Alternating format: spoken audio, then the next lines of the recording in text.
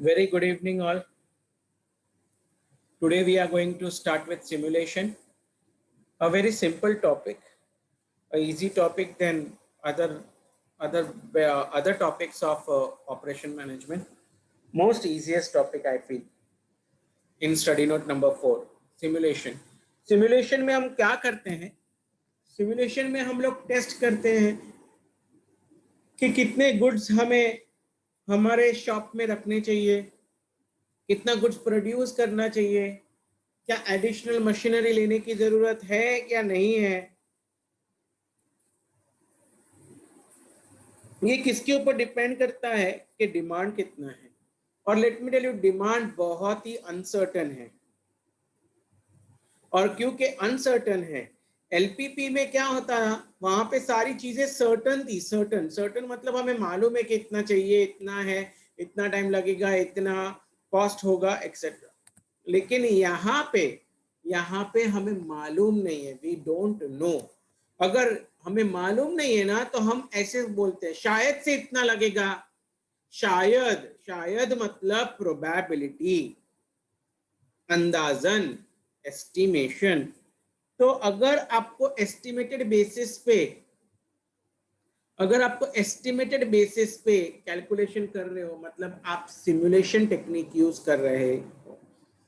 The technique of LPP, transportation and assignment, are used for optimization of various types of problem faced in business situation. However, all the business situation cannot be solved with the above technique only. Why? Because there are many other complex techniques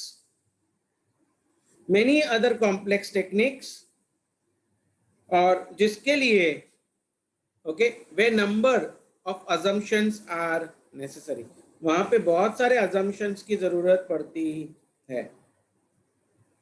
and in this scenario, जब हमें assumption की जरूरत पड़ती है तो हम लोग simulation करते हैं।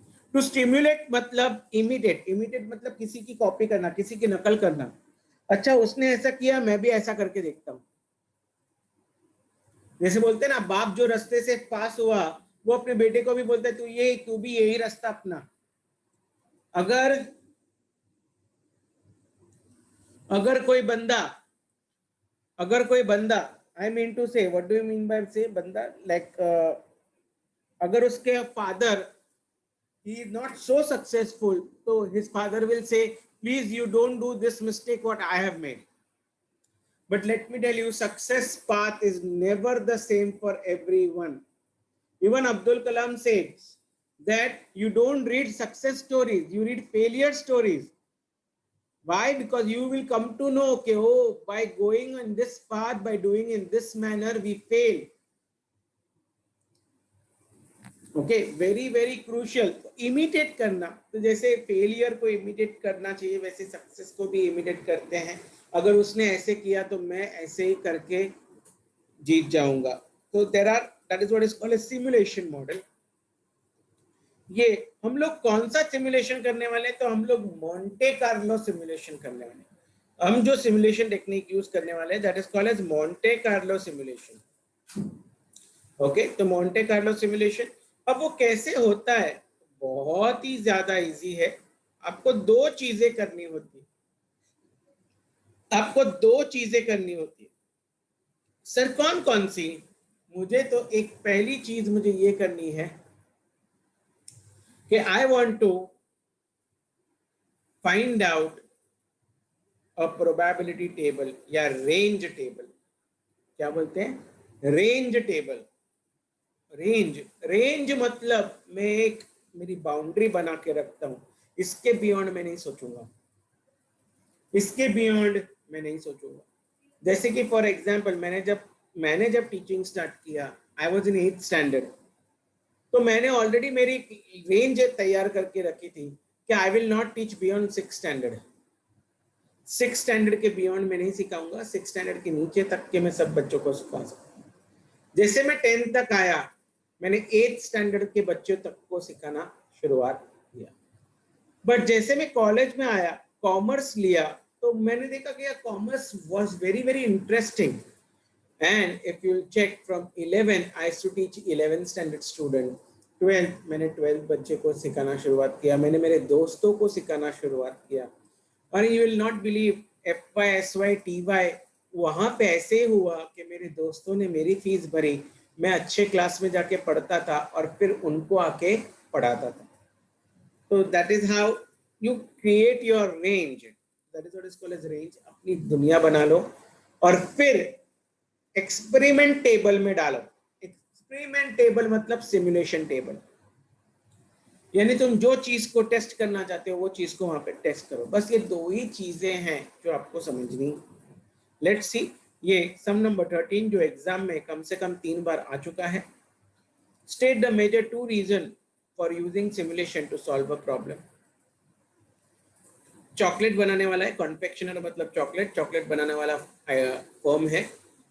उसने ऐसा ढूंढा कि हर हफ्ते like 0 kilograms, 5 kilograms, 10 kilograms, 15, 20 and 25 उसकी फ्रीक्वेंसी कितने, 2 बार हुई, 11 बार हुई, 8 बार हुई।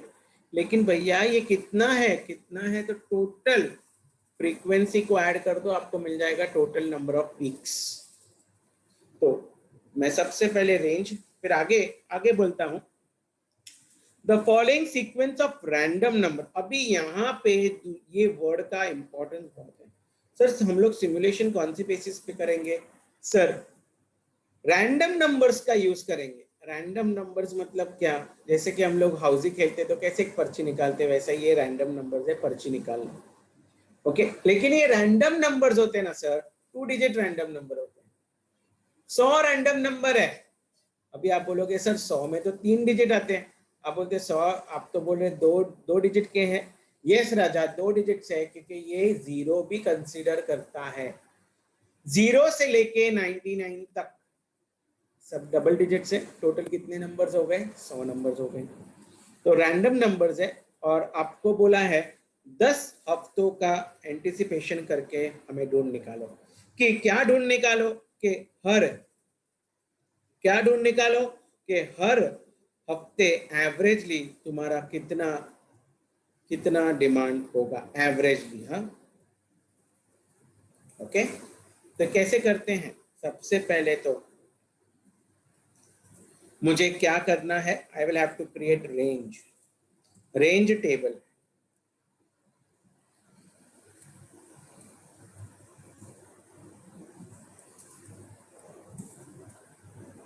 रेंज टेबल क्रिएट करना है। रेंज टेबल में क्या क्या है, लेट्स प्रोसीड। सर डिमांड है और फ्रीक्वेंसी दिया है। फ्रीक्वेंसी देने के बाद cumulative frequency, and then I calculate my range. कभी कभार okay, cumulative frequency I can say shortcut कर दे रहा है, तो मैंने एक कॉलम और ऐड कर देता हूं। क्यूमुलेटिव फ्रीक्वेंसी के बजाय प्रोबेबिलिटी, प्रोबेबिलिटी के बाद जैसे एक कॉलम बढ़ गया क्यूमुलेटिव प्रोबेबिलिटी, क्यूमुलेटिव प्रोबेबिलिटी, और फिर रेंज है। क्योंकि नहीं तो आपको रेंज कैलकुलेट करने की जो स्पीड है वो आपकी स्लो हो जाएगी। वहां पे भी कर सकते थे, लेकिन आपकी स्पीड स्लो हो जाएगी। तो ठीक है, कितने कॉलम्स, कभी कभार वो प्रोबेबिलिटी दे देते हैं, तो ये हो गए 1 2 3 4 5 कॉलम। अगर प्रोबेबिलिटी दी है, फ्रीक्वेंसी नहीं दिया है, तो 4 कॉलम। यानी फ्रीक्वेंसी जब देते हैं तो सबसे ज्यादा मैक्सिमम 5 कॉलम का बनता है, इससे ज्यादा कॉलम का रेंज टेबल होता नहीं है। चलो, demand 0, 5, 10, 15, 20, 25, frequency 2, 11, 8, 21, 5, 3। Probability, sir probability मतलब कितना परसेंट है वो ढूंढने का। तो टोटल देखो भाई, टोटल मतलब ये फ्रीक्वेंसी ऐड करो, ये कितने हफ्तों का डेटा है? 50 हफ्तों का डेटा है। कितने हफ्तों का डेटा है? 50। अभी आप समझो ये फ्रीक्वेंसी का मतलब क्या है। जब तक आप फ्रीक्वेंसी का मतलब नहीं समझ पाओगे आप आगे नहीं जा पाओगे। यहाँ पे ऐसा है, यहाँ पे आप बाय हार्ट नहीं कर सकते हो, प्रोबेबिलिस्टिक है, बाय हार्ट नहीं कर सकते, आपको समझ होनी चाहिए। समझ के करोगे तो ये ऑटोमेटिकली बहुत राइट हो जाएगा, इजी हो जाएगा, नहीं तो बहुत डिफिकल्ट होगा। ओके, थोड़ा सा भी सिनेरियो चेंज हो गया कुछ भी नहीं कर पाओगे। पिछले 50 हफ्तों में, ये 50 हफ्तों का डेटा देखा है, उसमें 2 हफ्ते 0 किलोग्राम की डिमांड हुई है, 11 हफ्ते ऐसे हुआ है कि 5 किलो का डिमांड आया, 8 हफ्ते ऐसे हुआ कि 10 किलो का। Oh it is like you know क्या है, आई एम सॉरी, 100 किलोग्राम से। तो 10 10 100 मतलब 10 मतलब 1000, 1000 किलोग्राम, 1500 किलोग्राम की डिमांड आई है 21 हफ्ते में। ऐसे ये उसका मतलब है। प्रोबेबिलिटी, प्रोबेबिलिटी मतलब 2 आया है कितने हफ्तों में, 50 हफ्तों में टोटल। तो यानी 4%, 4% चांस है कि आपको जीरो जीरो के यानी लेस देन 100 केजीज की डिमांड हो। लेस देन 100, जीरो मतलब कोई बोलेगा सर आया ही नहीं, ऐसा नहीं रे राजा, 0 in hundreds मतलब लेस देन 100, मतलब सिर्फ 10 किलो या 15 किलो या 50 किलो, लेस देन 100 केजीज, ये उसका मतलब है। अभी ये ढूंढ निकालो भाई। उन्होंने ढूंढ निकाला तो देखो 22%, दिस इज 16, 42, 10 एंड 6%। इन सबको ऐड करना है तो ये क्यूमुलेटिव प्रोबेबिलिटी हो गई। क्यूमुलेटिव प्रोबेबिलिटी ये आ गया। अभी क्यूमुलेटिव का मतलब है प्रीवियस वाले को करंट के साथ ऐड करो एंड सो फोर्थ। तो लास्ट वाले को है ना 1 आंसर आना चाहिए, मतलब आपका कैलकुलेशन सही है। रेंज, रेंज चालू होता है 00 से और वो एंड होगा 00 से चालू होगा और 03 पे एंड होगा। तो मैंने 4 नंबर ले लिए सर। 4 नंबर कैसे लिए, 0 1 2 3। अभी 22 नंबर ले लो बाबा, 3 तक तो हो चुके हैं ऑलरेडी। तो 0 4 से लेके 22, 22 मतलब 21 नंबर तक, क्योंकि मैंने 0 से स्टार्ट किया है बेटा। I have start from 0, that's why it will start from 4 and it will end with 21. Then 22 से लेके 25 ना, 25, correct, correct, 25 is absolutely right answer। ये रीजन है किसके लिए, this reason is for what, cumulative table के लिए। क्यूमुलेटिव टेबल के लिए ये क्यूमुलेटिव का नंबर मुझे जो मिलता है उससे -1 इज एब्सोल्युटली राइट आंसर। तो ये क्या होना चाहिए, 25 से लेके 41 तक, ये 42 से लेके 83 तक, 84 से लेके, सर 26 से 41 आएगा। क्या बोल, 26 से आएगा, राइट, करेक्ट है, यू आर करेक्ट, 26 से आना चाहिए बेटा, बरोबर है। 26 से 41, 42 से 83, 84 से 84 से 90 93। और फिर 94 से 99। आप काउंट करोगे तो नंबर उतने ही है रहेंगे जितने तुम्हारे प्रोबेबिलिटी में है। आपने वो नंबर ले लिया। अभी आप क्या करोगे, ये इसको कहते हैं रेंज टेबल। इसको कहते हैं क्या, range table.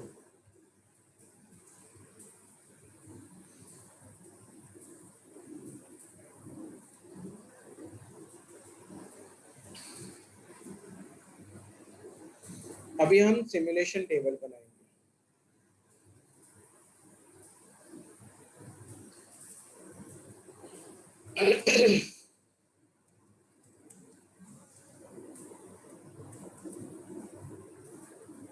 Simulation table, simulation table में मुझे 10 हफ्तों के लिए रैंडम नंबर दिए, तो वीक वीक्स, रैंडम नंबर और डिमांड, ये 3 कॉलम का सिमुलेशन टेबल बनेगा। ये जिसके लिए आप ये सिमुलेशन कर रहे हैं, मैंने ये सिमुलेशन किसके लिए किया है, ये ढूंढने के लिए कि कितना डिमांड होगा अगले 10 हफ्तों के लिए। तो नंबर क्या आया सर? नंबर क्या आया? पहला नंबर है 35, फिर 52, फिर 13। सर रैंडम नंबर है, वीक में किधर लिख रहे हो? ये रैंडम नंबर है। तो 1 2, ये मुझे 10 तक ही करना है क्योंकि क्वेश्चन में 10 तक ही बोला है। तो 35, 52, 13, 90, फिर 23, फिर 73, फिर 34, 57, 35, 83। ओह, तो उन्होंने ज़्यादा रैंडम नंबर दिए। बाकी के रैंडम नंबर को भूल जाओ, इग्नोर करो। अभी देखो 35 तुम्हारे रेंज में कहाँ पे आता है? सो 35 ना यहाँ पे 26 से 41 में, 26 से 41। जरा ये डिमांड कितने के लिए है? 10। इसका मतलब पहले हफ्ते में आप 1000 kgs डिमांड आने की chances, there's chance of coming 1000 kgs demand of chocolates. You will be able to sell 1000 kgs. फिर 52 कहाँ पे आ रहा है सर? 52 इसमें आता है। तो कितना है? 15, यानी 1500। 1500 ये 15 में लिख देता हूँ। देन 13 कौन से नंबर में आता है सर? 13 4 से लेके 25 में आता है। 4 से 25 सर कितना है डिमांड? 5, तो ये यहाँ पे 5। फिर 90 किस में आता है सर? इसमें आता है। 90 मतलब कितना डिमांड? 20। फिर 23 कहाँ पे आता है सर? 23 5, 73 किधर आता है? बोलो भाई। 73 इसमें आता है, मतलब 15। 34 आता है 26 to 41 में, and that is 10। 57 comes to 42 to 83, मतलब 15। 35 comes into 26 to 41, 10। 83 comes in 15। तो ये हो गई आने वाले 10 हफ्तों में आपकी डिमांड इतनी एक्सपेक्टेड है। तो एवरेज ढूंढ निकालो। सर एवरेज कैसे ढूंढते हैं? तो sum of observation upon number of observation, sum of observation upon number of observation. तो एवरेज, तो प्लीज ऐड करके उसको डिवाइड बाय 10 कीजिए, तो मुझे एवरेज मिल गया। एवरेज 1200 किलोग्राम की मेरी बिक्री होगी एवरी वीक। कितना? 1200 होगा। तो क्या आपको ये सम समझा है? क्या आपको ये सम समझा है भाई? Yes sir.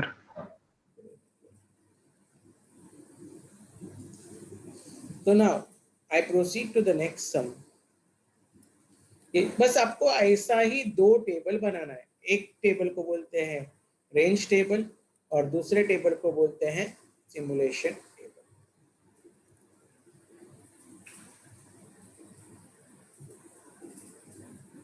अभी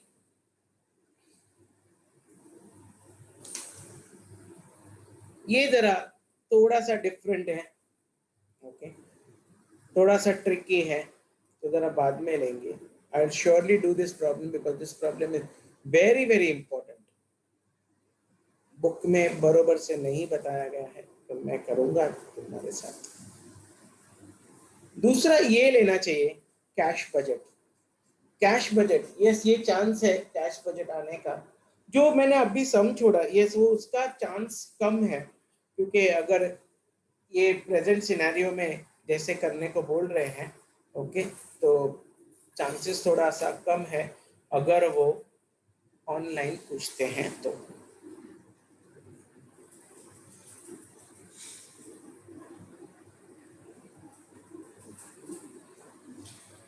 A small retailer has weekly receipts and payments of 200 weeks.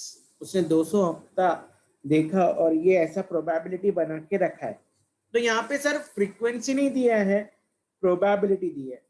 Probability दिया है तो रेंज टेबल में एक कॉलम कम हो जाएगा, 5 की जगह पे सिर्फ 4 ही आएगा। और आपको वीकली रिसीट्स भी दिए हैं, वीकली पेमेंट्स भी दिए हैं, तो रिसिट का भी रेंज बनेगा, पेमेंट का भी रेंज बनेगा। फिर आपको बोला है using following set of random numbers simulate the weekly pattern of receipts and payment for 12 weeks. यानी 12 रैंडम नंबर्स का आपको क्या करना है, सिमुलेशन करना है। Please hold on. हाँ, तो हम लोग बात कर रहे थे आपको 12 हफ्ते का उनको रिसीट्स और पेमेंट का पैटर्न बताना है, ओके। और हर क्वार्टर का, ये 12 हफ्ते का एवरी क्वार्टर मतलब 12 हफ्ता मतलब एक क्वार्टर हो गया, ओके, ठीक है। तो आपको बताना है कि कितना होगा बैलेंस। ओपनिंग बैलेंस तो उन्होंने 8,000 बताया है, और फिर आपको बोला है what is the highest weekly balance and what is the average weekly balance. Highest balance कब है, वीकली बैलेंस क्या है, और आपका एवरेज वीकली बैलेंस क्या है। ऐसा 3 चीजें आपको पूछी है। तो आपको रैंडम नंबर जरा देखो, 2 बताए बरोबर ना, एक तो पैसे कितने रिसीव होंगे और हम कितना पैसा खर्च करेंगे। तो 2 रैंडम नंबर्स, तो चलो लेट्स डू दैट। रैंडम पहला रिसीट्स है, तो रेंज फॉर रिसीट्स,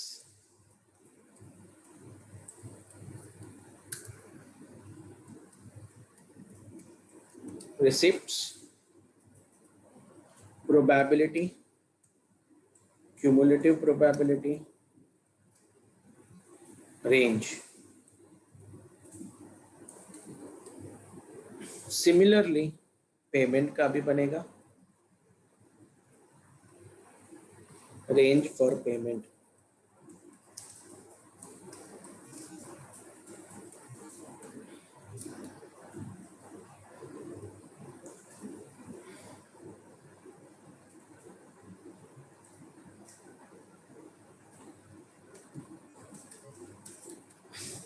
ठीक है, चलो लेट्स डू इट। तो रिसीट्स कितने टाइप के दिए हैं सर? 4, 3,000, 5,000, 7,000 और 12,000। Probability 0.2, 0.3, 0.4 and 0.1। cumulative probability plus, then similarly you will do it for this two also, 2 हो जाना चाहिए। ग्रेट। रेंज, रेंज हो गया 00 से 19, 20 से 49, 50 से 89 एंड लास्ट 90 से 99। Similarly payment 4,000, 6,000, 8,000, 10,000। 0.3, 0.4, 0.2 and 0.1। तो 3, 4,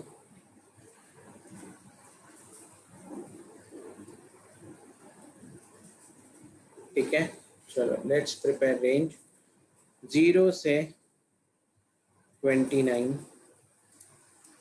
30 से 69, 70 से 89 एंड लास्ट 90 से 19। दोनों का रेंज टेबल बन गया। अभी सिमुलेशन टेबल एक ही होता है, मुझे बैलेंस ढूंढना है। बैलेंस कैसे मिलेगा सर? तो बैलेंस ओपनिंग बैलेंस प्लस कितना पैसा आया माइनस कितना पैसा गया, मुझे मिलेगा क्लोजिंग बैलेंस। तो लेट्स स्टार्ट सिमुलेशन टेबल।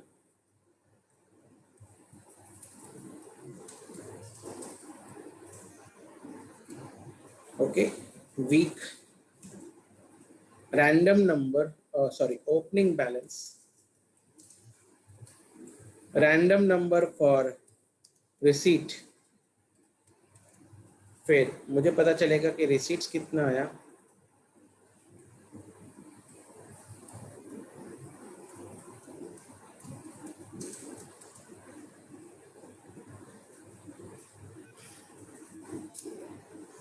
तो मुझे पता चलेगा रिसीट्स कितना आएगा,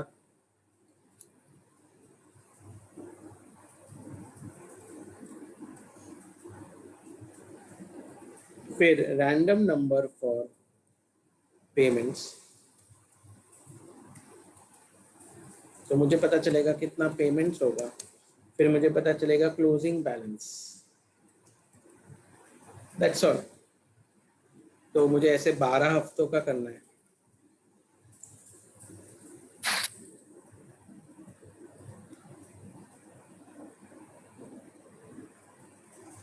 ठीक है, 12 हफ्तों का। प्रेजेंटली ओपनिंग बैलेंस 8000 है। रैंडम नंबर फॉर रिसीट्स 3, फिर 3 के बाद है 91, फिर है 38, फिर है 55, फिर है 17, फिर है 46, फिर है 32, फिर है 43, 69, 72, 24, 22। ऐसे करके फिर पेमेंट्स 61, 96, 30, 32, 3, 88, 48, 28, वापस 88, 18, 71, 99। चलो नाउ लेट्स फाइंड। तो पहले मैं रिसीट, ताकि मैं सिर्फ रिसीट का टेबल देखूं।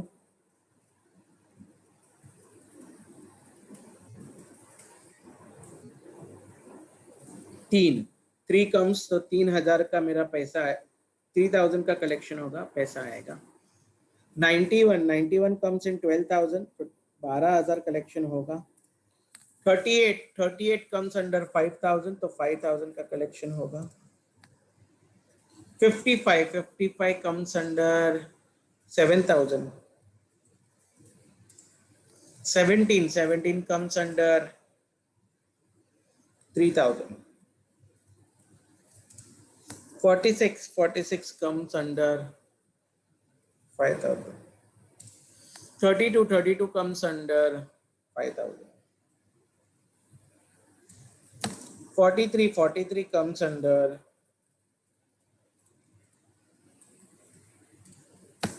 69 comes under 7,000. 72 comes under 7,000. 24 comes under 5,000. 22 comes under 5,000. ऐसे ही अभी पेमेंट का देखो। 61 comes under 6,000. 96 comes under 10,000. 30 comes under 6,000.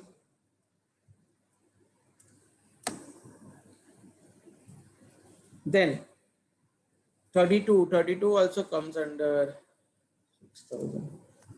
3 comes under 4,000. 88 comes under 8,000.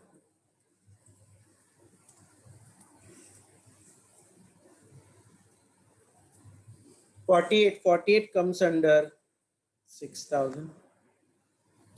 28 comes under 4,000. 88 comes under 8,000. 18 comes under 71 comes under 99 comes under. अभी closing balance कैसे calculate करोगे sir? Sir बहुत simple है, opening balance plus कितना पैसा आया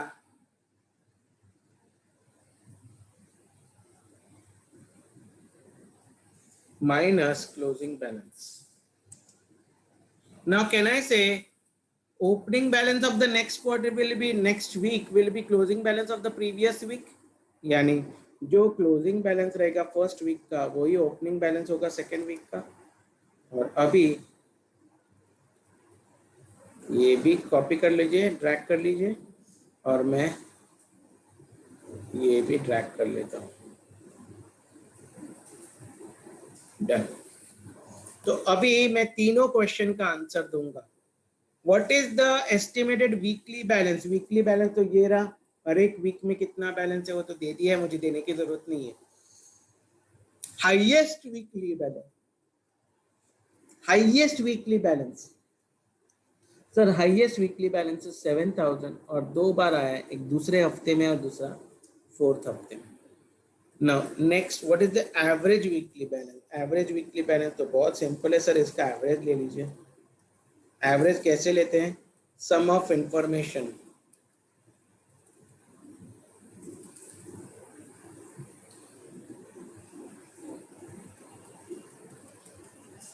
सम डिवाइडेड बाय 10,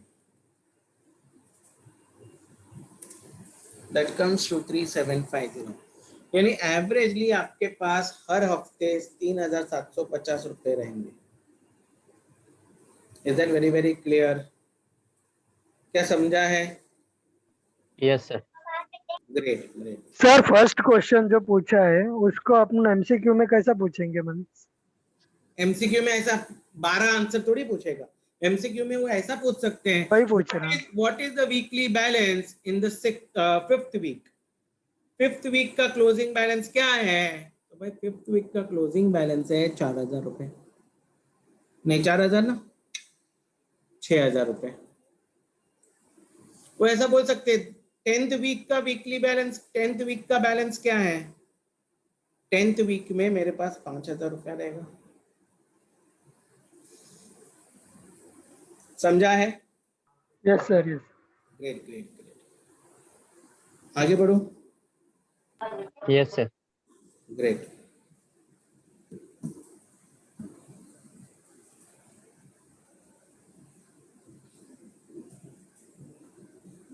नाउ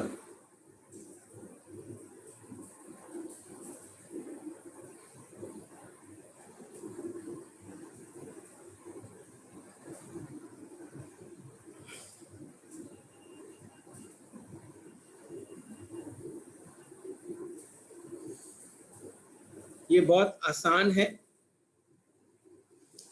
लेकिन थोड़ा सा दिमाग लगाने का है. अगर आप नोटिस कर रहे हो कोई अगर बाय हार्ट करके जाता है ना, लेट मी टेल यू, ऐसा कभी भी पॉसिबल नहीं है. आप नहीं कर पाओगे सम को. अगर बाय हार्ट करके जाओगे तो सम नहीं कर पाओगे. क्या करना पड़ेगा वो? तो यहाँ पे आपको समझ रहना पड़ेगा. यू कैन नॉट, तुम कितना भी तुम कोशिश करो, नहीं हो सकता है. Is that very very clear?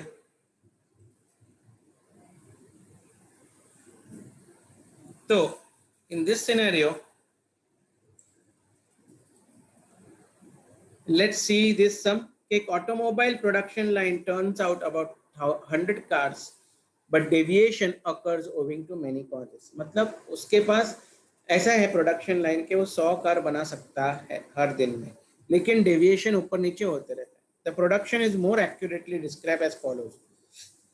Probability दिया है, फ्रीक्वेंसी नहीं दिया है, प्रोबेबिलिटी, यानी सब 4 कॉलम ही आएगा रेंज में। कभी 95 बनाया, 96 बनाया, 97, 98, 99, 100, 101, 2, 3, 4, 5, ऐसा प्रोबेबिलिटी, सब प्रोबेबिलिटी को ऐड किया तो 1 होना चाहिए, नो प्रॉब्लम। अभी क्या बोला है उन्होंने, finished cars are transported across the bay at the end of each day by ferry. मतलब हम हमारे प्रोडक्शन यूनिट में जितना भी बनाते हैं उसको फिर हम लोग फेरी से हमारे फैक्ट्री से लाइक डिपो में लेके जाते हैं बेचने के लिए। But the ferry has a space of only 101 car. उसके पास कितने कार्स होते हैं, 101 कार। यानी अगर आपने 102 कार्स किया तो कहना से वो जो एक कार एक्स्ट्रा बनी है उसको वेट करना पड़ेगा, वो वही दिन पे नहीं जाएगा। और अगर आपने सिर्फ 100 कार बनाया तो कहने से एक कार की जगह फुकट हो जाएगी वो दिन के लिए। तो अभी उन्होंने क्या पूछा है हमें, what will be the average number of cars to be shift. तो आप कितना कार्स को शिफ्ट करते हो, तो कितना शिफ्ट किया वो देखना है, उसका एवरेज ले लेना है, ठीक है। आई थिंक मैंने मिस्टेक किया, what will be the average number of car waiting to be shift, मतलब कितनी कार एक्स्ट्रा बच गई उसका एवरेज। तो waiting, number of cars waiting at the end of each day, उसका लिस्ट निकालोगे टोटल करके डिवाइडेड बाय जितने ऑब्जर्वेशन है उतने। Using the following and what will be the average number of empty space, यानी बरोबर अगर कम कार बनाए तो कितनी जगह खाली रही और ज्यादा कार्स बनाए तो कितनी कार को वेट करना पड़ा, दोनों का एवरेज पूछा है। तो कैसे करोगे, कितने रैंडम नंबर दिए जरा देखो तो, 1 2 3 4 5 6 7 8 9 10 11 12 13 14 15 दिन का डेटा दिया है। तो चलो करके दिखाओ, पहले तो रेंज टेबल बनाओ, कम ऑन, टाइम रिक्वायर्ड। ये टेबल, रेंज टेबल और सिमुलेशन टेबल बनाओ, come on your own right here. फिर मैं आपको बताता हूँ कैसे करना चाहिए था, तो आपको पता चल जाएगा कि आपने क्या सोचा और क्या नहीं करना चाहिए था और क्या किया।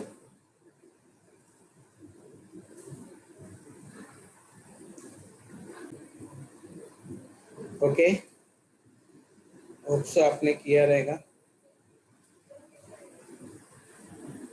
मुझे पहले रेंज बनाना, कैलकुलेट करना पड़ेगा।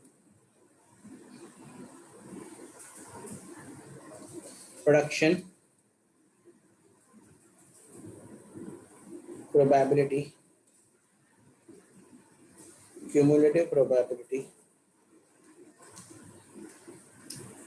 रेंज 95, 96 और वैसे ही आगे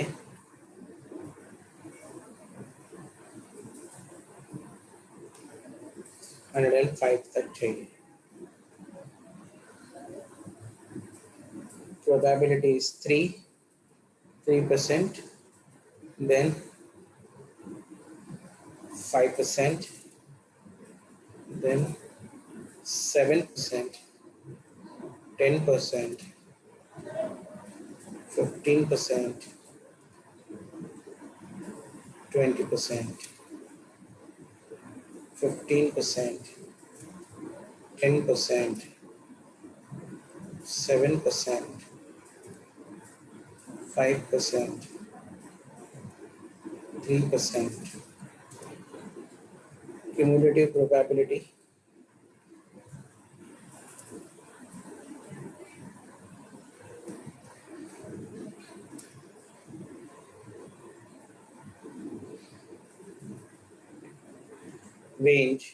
रेंज हो गया 00 से 03, 04 से लेके 07, 08 से लेके 14, then 15 से लेके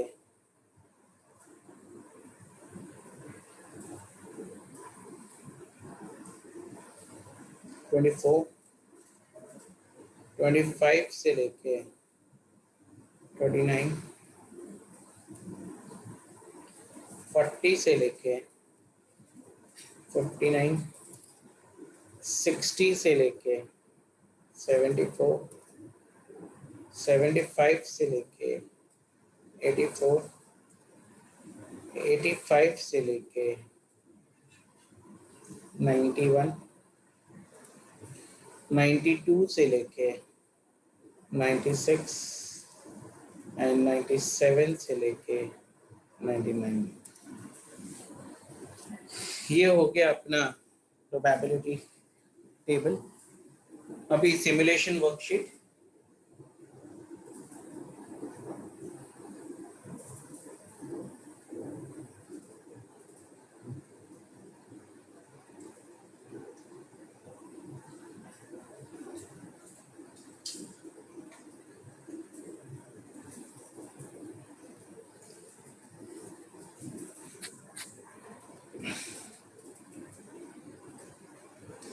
अभी सिमुलेशन वर्कशीट कैसे करते हो?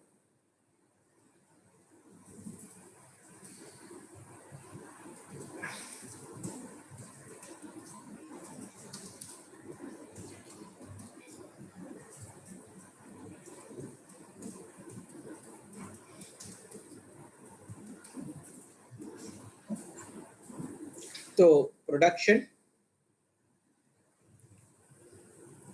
या डे, रैंडम नंबर लेना पड़ेगा तो आपको पता चलेगा आपने कितना प्रोड्यूस किया है। अभी या तो आपने ज्यादा किया तो आप वेटिंग लिखोगे, और अगर आपने कम प्रोड्यूस किया है 101 से तो वेकेंट लिखोगे। वेकेंट मतलब खाली। बस इतना ही आपको लिखना।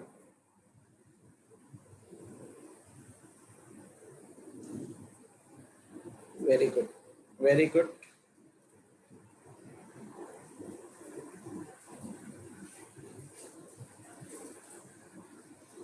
वन, टू,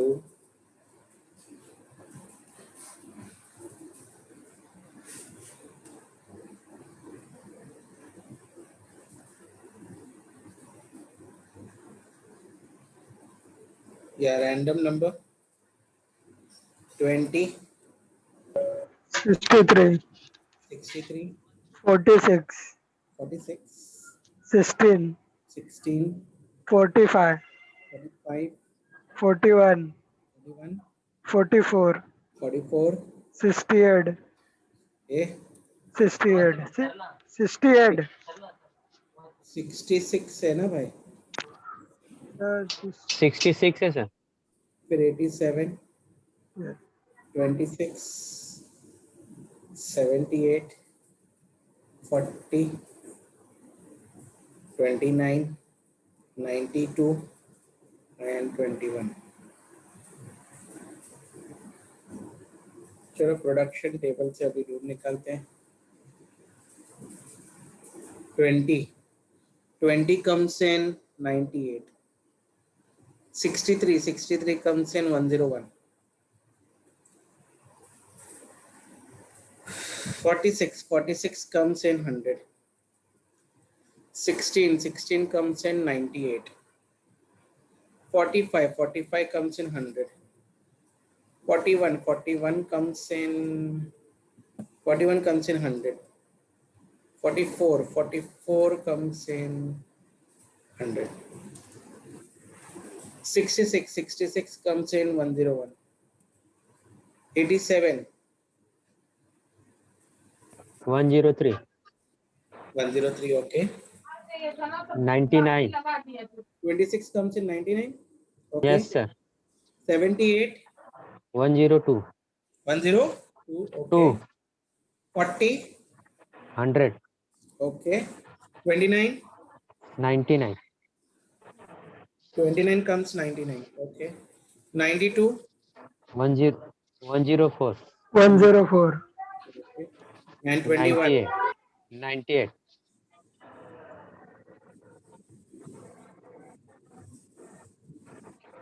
ओके चलो ठीक है। अभी मेरे पास 101 कार की जगह है। कहने से मैंने 98 की है, तो कहने से वेट 3 vacant. 3 होगा। कितनी जगह खाली जाएगी? 3 कार Three. की जगह खाली जाएगी। इधर ना वेटिंग होगा ना कुछ वेकेंट भी होगा। नहीं. इधर एक खाली. One एक vacant. जगह खाली जाएगी वेकेंट। इधर 3 3 वेट. vacant. 3 वेकेंट। 3 वेकेंट. इधर 1 वेकेंट। 1 वेकेंट. इधर एक। 1 एक. वेकेंट। इधर एक. 1 0. Nil. कुछ भी नहीं। 2 waiting. 2 wait. 2 wait correct. 2 vacant. 2 vacant. 1 1 wait. wait. 1 vacant. 2 vacant. 2 vacant. 2 wait. 3 wait. 3 Three wait. wait. 3. 3. 3 3 vacant. Vacant. और sir total weight is 6. Okay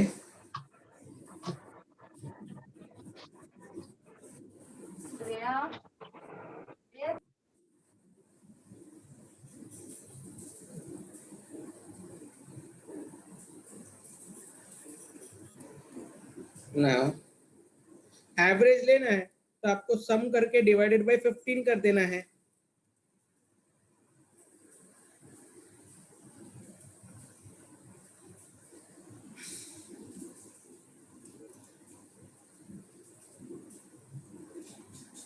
0.4.